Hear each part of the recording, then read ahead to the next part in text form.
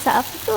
Jom hari ni kita buat roti jala yang lembut. Makan pula dengan kuah kari yang pekat berlemak. Memang sedap makan time buka puasa. So untuk kuah kari kita tumiskan 4 sekawan, daun kari dan 3 macam tu, bawang merah yang sudah dimayam, bawang putih diiris, halia dalam 1 inci. Tumiskan sampai ia layu. Banjurkan rempah kari dengan cili kisar bersama air. Lepas tu kita boleh masukkan ke dalam periuk. Kita tumiskan sampai ia pecah minyak. Kalau kering kita boleh tambahkan air dan kita sambung tumis sampai betul pecah minyak. Ulang proses ni 2 ke 3 kali. Masukkan air asam jawa, lepas tu kita boleh masukkan ayam dipotong kecil, gaulkan sampai ia sebati elok. Masukkan ubi kentang, kita perasakan dengan nisang keret dan garam secukup rasa. Masukkan santan cair ataupun air, lepas tu kita boleh masakkan sampai ayam tu separuh masak. Masukkan santan pekat dan kita sambung masak sampai kuah tu pekat dan ubi kentang tu lembut. Lepas tu boleh tutup api. Untuk adunan roti jala pula boleh masukkan air dalam 3 cawan dalam blender, 3 cawan tepung gandum, telur dalam 1 biji. Kita perasakan dengan garam, minyak masak 2 sudu, sedikit pewarna kuning dan last sekali 3/4 cawan santan. Kisarkan sampailah ke semua bahan itu sebati elok. Lepas tu kita boleh tapiskan. Pindahkan ke dalam botol yang berlubang macam ni atau boleh gunakan acuan roti jala. Lepas tu bolehlah menjala atas fry pan. Untuk menjala ni ikut atas kreativiti korang, nak bentuk macam mana pun, janji boleh gulung je.